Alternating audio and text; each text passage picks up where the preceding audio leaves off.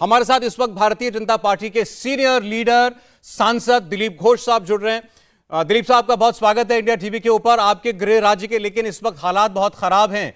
हावड़ा में लगातार पत्थरबाजी, अभी तक थोड़ी देर पहले तक जो तस्वीरें आ रही थी वो तो बता रही थी कि बिल्कुल बेकाबू से हालात हैं। आपके पास तो ताजा रिपोर्ट पहुंच रही होगी। जी बिल्कुल। कल से जो शुरू हुआ था दोपहर के बाद आज भी जारी है, बल्कि आज उसका भयंकर रूप देखने को मिल रहा है। राज्य के जो सेक्रेटेरिएट है नवान्न भवन, उससे करीब 2-3 किलोमीटर दूरी है जो घटना घट रही है और मुख्यमंत्री के नाक के सामने है। उन्होंने दूसरे के ऊपर आरोप करके अपना जिम्मेदारी पूरा कर लिया है। बंद करने के निशान नहीं है, नाम नहीं है। वहां आरएएफ खड़ा है, पुलिस खड़ी है, बहुत बड़ा एक मॉब रास्ता में उतर करके तोड़ फोड़, पथराव, 2-2, 3-3 मंजिल तक फेंक रहे हैं पत्थर, ग्लास, बोतल। ये सब अभी भी चल रहा है वहां।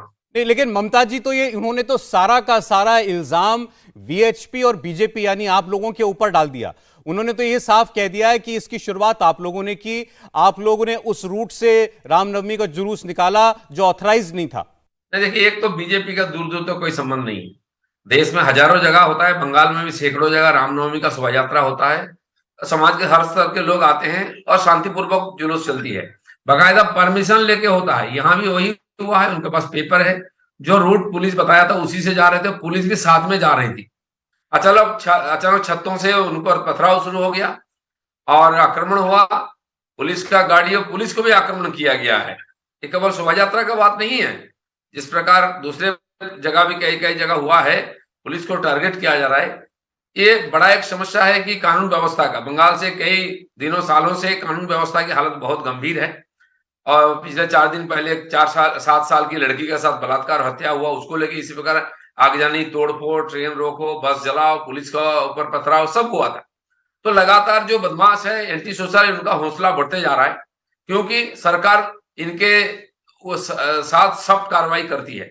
तो कानून व्यवस्था की जो मामला है, जो हाथ में लेते हैं इस प्रकार काम कर, उन पर कड़ाई पर पेश आनी चाहिए। ममता बनर्जी मुख्यमंत्री है, वो आरोप लगाने का अधिकार उनका नहीं है, कार्रवाई करने की जिम्मेदारी है।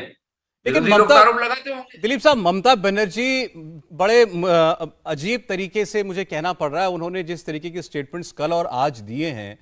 कल उन्होंने ये कहा था कि मुस्लिम इलाके में से रमजान का ख्याल रखते हुए जुलूस मत निकालना, वहां पर अगर कुछ हमला हुआ तो मैं देखना, फिर मैं कार्रवाई करूंगी। और आज जब वहां पर ये पत्थरबाजी वगैरह हुई है तो उन्होंने कहा था, मैंने तो पहले ही कहा था कि मुस्लिम इलाके में जुलूस मत लेकर के जाओ, देखो दंगा हो गया। नहीं, एक बात और आपने शायद गौर नहीं किया है।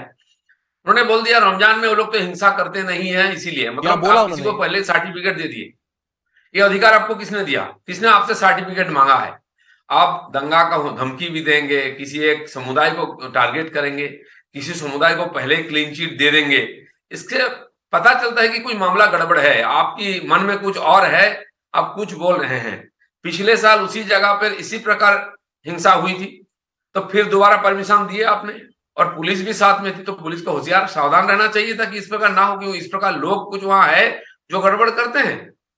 तो मुझे लगता है कि सरकार कुछ जानबूझकर छूट दी चुकी है इन लोगों को, जिससे कि उनको राजनीतिक फायदा नहीं, मिले। ये कह करके दरअसल उनकी मंशा ये बताने की है कि आप लोग वीएचपी, बजरंग दल वगैरह हिंदूवादी गुट जब ऐसा जुलूस निकालते हैं तो वो इंसिस्ट करते हैं कि हम मुस्लिम इलाकों में से ही निकालेंगे, और वहां से निकालते हुए फिर वो शारेबाजी करेंगे, फिर वो जोर से डीजे बजाएंगे, फिर वो लोगों को जानबूझ करके परेशान करेंगे, मुस्लिम लोगों को परेशान करेंगे, और कुछ ना कुछ वहां पर फिर फसाद होगा, हंगामा होगा। नहीं देखिए, बंगाल में हर जगह मिक्स पॉपुलेशन है, शहरों में, गांव में भी। और हर साल भर हर जगह कुछ ना कुछ धार्मिक, सामाजिक, राजनीतिक शोभा यात्रा निकलती रहती है। मुहर्रम का शोभा यात्रा हिंदू मोहल्ले से खूब जाता है, कोई गड़बड़ नहीं होता है। तो आपको अगर लगता है कि वहां गड़बड़ हो सकता है, आपकी व्यवस्था लेनी चाहिए और फिर शोभा यात्रा ना निकले लोग। आप इनडायरेक्टली यही बोल रहे हैं आप मत निकलो, बाकी सब करेंगे। आप सरकार में है, लोगों ने आपको जिम्मेदारी दी है सुरक्षा की, आप उसको नहीं करेंगे, दूसरों पर आरोप लगाएंगे। मुझे शक होता है कि इसलिए सरकार जानबूझ के करा रही है कि आजकल मुस्लिम वोट उनके हाथ से खिसक रही है। अभी मुर्शिदाबाद में जो उपचुनाव हुआ उसमें बुरी तरह हारे, मुसलमान मेजोरिटी 60-70% जो वोटर्स है उन्होंने नहीं दिया। शायद उनको थोड़ा सा घबरा धमका करके अपने साथ लाने के लिए एक साजिश चल रही है, नहीं तो कोई कारण नहीं था इसका करने के लिए। यहाँ के लोग कोई अशांति नहीं चाहते हैं अशांति, लड़ाई झगड़ा दंगा होने से क्या होता है हम देख रहे हैं सारा दुनिया में, यूक्रेन और रशिया की लड़ाई में। तो आज लोग सजग है, सतर्क है, जानते हैं। लेकिन मुझे लगता है कि इस सरकार की ये मंसूबा है कि इस प्रकार टेंशन करके राजनीतिक लाभ लिया जाए। नहीं, वो तो ये कहते हैं कि दंगा होगा, लोग डरेंगे, परेशान होंगे, तो फिर हिंदू वोट आप लोग, हिंदू जो पॉपुलेशन है वो आप लोगों को ज्यादा से ज्यादा वोट करेगी, इसलिए फायदा आप लोगों का है, बीजेपी का।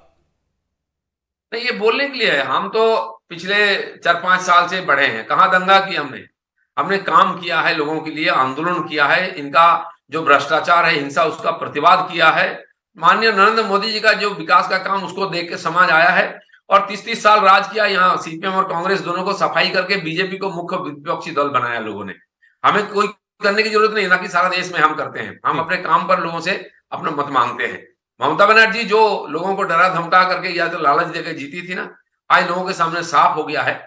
लोग दूर जा रहे हैं, तभी उनको इस प्रकार हथकंडा अपनाने की जरूरत पड़ रही है। घोष साहब, मैं जरा आपसे कल और आज के इंसिडेंट पर दोबारा बात करना चाहता हूं, तस्वीरें भी क्योंकि लगातार चल रही हैं स्क्रीन पर।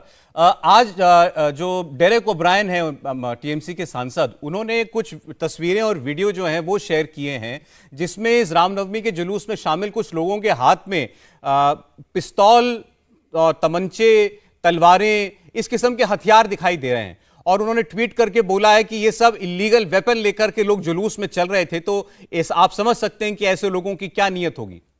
देखिए, मुझे लगता है कि आप लोगों का भी प्रतिनिधि वहां कल था होगा। नेशनल मीडिया ने इसको उठाया, लोकल मीडिया डर के मारे कुछ नहीं बोलती है, क्योंकि उनको भी आक्रमण हो रही है। मीडिया पर्सन को भी अटैक हुआ, कल भी हुआ, आज भी हुआ है, पुलिस के ऊपर अटैक हुआ है। अगर इस प्रकार इलीगल हथियार लेके आज तो इंडिया टीवी की टीम के ऊपर भी हमला हुआ है घोष जी। जी बिल्कुल, उसके साथ साथ कई और भी मीडिया के ऊपर हुआ है। हाँ बिल्कुल। तो ये आप ना दिखाई सच्चाई इसलिए हो रही है। तो कल अगर इलीगल हथियार लेके कोई जुलूस में चल रहा था, पुलिस क्या कर रहा था? पुलिस क्यों नहीं उठाया उसको? उसी समय उसको उठाना चाहिए था, अरेस्ट करना चाहिए था। इंडिया टीवी हर वक्त हर जगह डाउनलोड करने के लिए सर्च करें India TV news Google play store या ऐप स्टोर पर।